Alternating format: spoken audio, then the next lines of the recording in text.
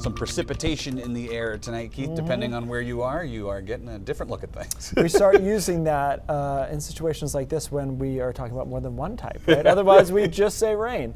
Yeah, and you know, some of these areas have seen snow in the higher elevations, but this will be the first time this year that it's down to, like, you know, where people live within reason. You know, I don't mean that in a mean way, but right. Not at the very top of a mountain. Not many people live over 3,500 feet or something like that. And so tonight will be the first time that you see snow there. For most of us, it's just rain settling in pretty much statewide. We talked about how it all fill in right after sunset, and that's pretty much how it's gone down, right? We've had kind of a weak precipitation shield, and then eventually ended up with it kind of thickening, and that's where the rain has settled in right now. If we zoom out, the actual low is back here out towards Buffalo. That's going to come through Maine and then into the Gulf of Maine overnight tonight into early tomorrow morning, and it will strengthen as it does so, and we'll have a little hit of wind associated with that strengthening, which we'll talk about here in just a minute. So through tonight, it's kind of what you see is what you get. It's chilly rain inland, it's normal rain along the coastline. It's worth noting that in the foothills,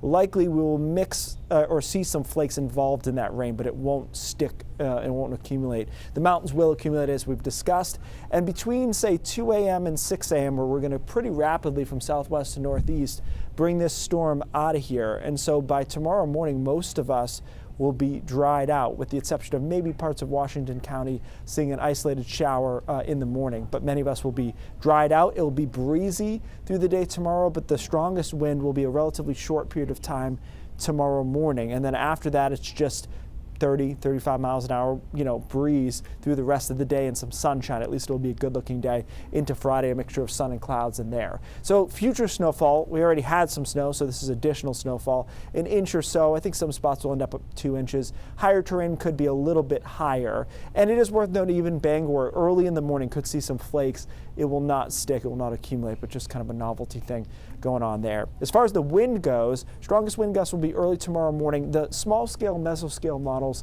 have backed off on strongest wind gusts. So we're looking at about 40 miles an hour, but I don't see those wind gusts anymore of 50 plus that the models were trying to put out yesterday. So I think that's good news. I'd say scattered power outages. Chris, we joke about this all the time, but it's much easier to predict the wind than the number of outages. So that's, you know, I think we will have some. I don't think there'll be a ton. It should be fewer than yesterday.